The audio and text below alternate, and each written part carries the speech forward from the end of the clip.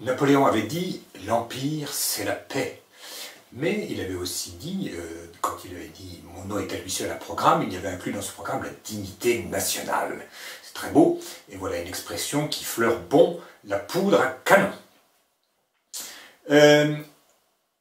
Napoléon III entreprit des opérations extérieures pour donner du prestige au régime, pour flatter le chauvinisme. Et puis, il y avait également des buts qui faisaient partie un petit peu de la raison d'être du bonapartisme, c'est-à-dire détruire le traité de 1815, et donc l'ordre établi par le Congrès de Vienne, et faire triompher le principe des nationalités qui avait été, sinon appliqué, du moins proclamé également par Napoléon Ier. D'autre part, il voulait mener une politique coloniale et maritime favorable à l'industrie et au commerce pour fournir à la fois des matières premières, puisque le commerce avec les colonies se fait sous le régime du monopole, et puis fournir aussi des débouchés aux industriels. Ces deux buts de prestige international et de prospérité commerciale n'étaient pas toujours faciles à concilier. En ce qui concerne les entreprises coloniales, il faut signaler que la conquête de l'Algérie était pratiquement achevée, mais elle s'est même poursuivie par la pacification de la Kabylie. C'est-à-dire que l'influence, la souveraineté française s'étend plus vers l'intérieur des terres, bien que les colons restent majoritairement sur la côte. Et puis il y a l'implantation d'administrateurs militaires et civils au Sénégal, en Cochinchine, en Nouvelle-Calédonie, et également sur la côte des Somalies, à l'endroit dont il reste quelque chose qui s'appelle aujourd'hui Djibouti. Et il faut signaler l'expédition franco-britannique en Chine, qui avait pour but officiel de protéger les missionnaires, et qui s'est traduite par la prise de Pékin et le sac du Palais d'été, tout cela en 1860. En réalité, cette expédition de Chine est un petit peu l'épilogue de la seconde guerre de l'opium menée par l'Angleterre pour forcer la Chine à ouvrir son commerce aux navires européens, et britanniques bien sûr en premier lieu, et qui aboutira à la création à la longue de comptoirs et de concessions en Chine, concessions étrangères telles que vous les voyez dans le Lotus Bleu par exemple. Et il y a eu aussi une expédition en Syrie, également en 1860, qui avait pour but de protéger les chrétiens maronites qui étaient menacés d'extermination. Mais la première guerre que va mener Napoléon III va être la guerre de Crimée. Quelles sont ses causes? C'est que la France est traditionnellement protectrice des lieux saints. C'est un rôle qui va être réaffirmé plusieurs fois, qui avait été accordé par Haroun al-Rachid à Charlemagne, qui va être accordé par le sultan à François Ier en 1535, par les capitulations, etc., qui a été réaffirmé à plusieurs reprises, qui est plus ou moins suivi. Et bien de même, le tsar Nicolas Ier déclara qu'il était lui aussi le protecteur des sujets orthodoxes de l'Empire ottoman. Mais le sultan refusa que le tsar soit considéré ainsi, et personne n'a le droit de les protéger. Du coup, le tsar envahit les provinces roumaines qui appartenaient à l'Empire ottoman. Or, l'Empire ottoman, c'est l'homme malade de l'Europe.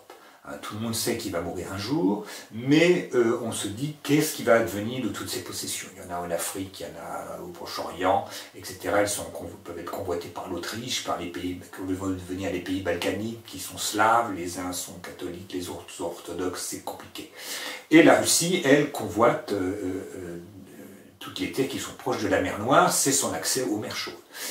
Mais du coup, pour sauver l'homme malade, en 1854, eh bien, l'Angleterre demanda l'aide de la France. La France et l'Angleterre, il y avait une entente cordiale qui était née sous Louis-Philippe en 1833 et qui avait continué d'ailleurs sous Napoléon III. Elle se manifeste ici. Et cette campagne de Crimée va être marquée par l'interminable siège de Sébastopol. Alors cette guerre sera assez meurtrière, mais il n'y aura pas des tonnes de morts au combat. Beaucoup vont mourir de dysenterie. La dysenterie est une maladie peu glorieuse pour un soldat comme pour un civil qui se traduit principalement par des coliques. Il y a eu aussi, au cours de cette guerre, deux épisodes glorieux. Un assez absurde qui est la charge de la brigade légère, dans la plaine d'Inkerman. La brigade légère, ayant mal compris un ordre, charge tout droit sur les canons, il faut jamais faire ça. Donc elle est exterminée, mais apparemment c'est une victoire. Et puis il y a l'épisode de la prise de Malakoff par le général de MacMahon, qui a prononcé ces mots célèbres « J'y suis, j'y reste ». C'était en 1855. Bref, l'avancée russe vers les mers chaudes a été arrêtée. Une campagne importante, c'est la campagne d'Italie. Napoléon III, il avait fait partie de la charbonnerie. Il avait été carbonaro. Il avait même participé au soulèvement de la Romagne contre le pape, puisque la Romagne était une possession pontificale. Et donc, il était normal qu'il fût sensible à cette question. Et en 1858, il rencontra secrètement Cavour, Camille Benzo, comte Cavour, qui était le ministre de Victor Emmanuel II de Piémont-Sardaigne.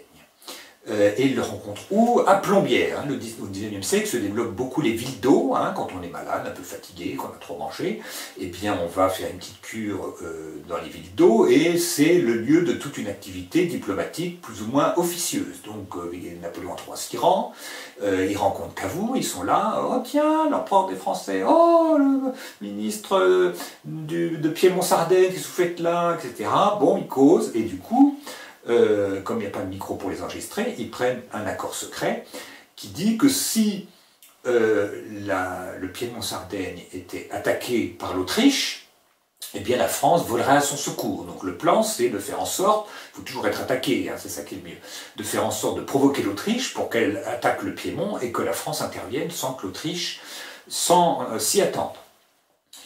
Et c'est ce qui se passe en 1859. Et l'intervention française est marquée par les victoires de Magenta, le 4 juin 1859, et de Solferino, le 24 juin, toujours 1859.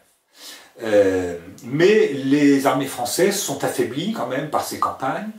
D'autre part, Napoléon III veut bien plaire aux républicains, qui sont tout à fait pour l'unité italienne, etc., mais ne veut pas déplaire trop aux catholiques qui craignent la disparition des états du pape. Et donc il signe un armistice, à la suite duquel sera signé le traité de Zurich. Et le traité de Zurich, en 1861, reconnaît Victor Emmanuel II de Savoie comme roi d'Italie, et non plus roi de Piémont-Sardaigne. Par contre, Napoléon III repart avec un petit pourboire, c'est Nice et la Savoie qui deviennent désormais français. Et la dernière expédition, c'est la plus étonnante, c'est celle du Mexique. Pourquoi Napoléon III a lancé cette campagne? Parce qu'il voulait défendre, disons, les latins catholiques en Amérique pour faire contrepoids aux anglo-saxons protestants du Nord. Enfin, le Mexique, c'est l'Amérique du Nord. Mais comme ils sont voisins, voilà. Et donc, il y a les opérations ont commencé d'abord par une démonstration navale qui était faite en commun avec l'Angleterre en Corée, mais dès que c'est sur l'eau, il y a l'Angleterre, et l'Espagne, une démonstration navale pour forcer le nouveau président de la République du Mexique, qui s'appelait Juárez, à reconnaître les dettes de ses prédécesseurs. Voilà. Et la France a continué l'expédition sur terre avec la prise de Puebla. La prise de Puebla, en 1863, elle est marquée par le combat de Cameron, qui ressemble à une défaite, mais qui est en fait le jour où 62 légionnaires de la Légion étrangère ont tenu tête à 2000 Mexicains. La moitié de ces légionnaires sont morts seulement, mais enfin, ils n'étaient que 62 contre 2000, et ils ont réussi à retenir ces troupes pour laisser passer le convoi qui allait vers Puebla. Et ensuite, Mexico fut prise aussi. À ce moment-là, une assemblée de notables mexicains offrit la couronne impériale, rien que ça, empereur du Mexique, à l'archiduc Maximilien d'Autriche, qui est le frère de l'empereur François-Joseph. Et donc, il crée comme ça un empire catholique en Amérique du Nord, qui va donc rivaliser avec les États-Unis. Mais en réalité, en 1865, s'est produit un événement important, c'est que la guerre de sécession a pris fin. Elle occupait beaucoup les États-Unis, ça a été d'ailleurs la guerre la plus meurtrière de toute l'histoire des États-Unis. Il y a eu plus de morts pendant la guerre de sécession que dans toutes les autres guerres réunies menées par les États-Unis depuis leur fondation, y compris la guerre d'indépendance, les deux guerres mondiales et le Vietnam. Donc vous voyez, c'était une guerre sanguinaire. Mais elle prend fin et du coup, les États-Unis font valoir le principe de Monroe qui interdit aux puissances européennes d'intervenir en Amérique du Nord comme du Sud. C'est la chasse gardée des États-Unis. Et du coup, les Français ne vont cesser de reculer et les derniers quitteront le Mexique en 1867. Et l'empereur Maximilien sera capturé et fusillé.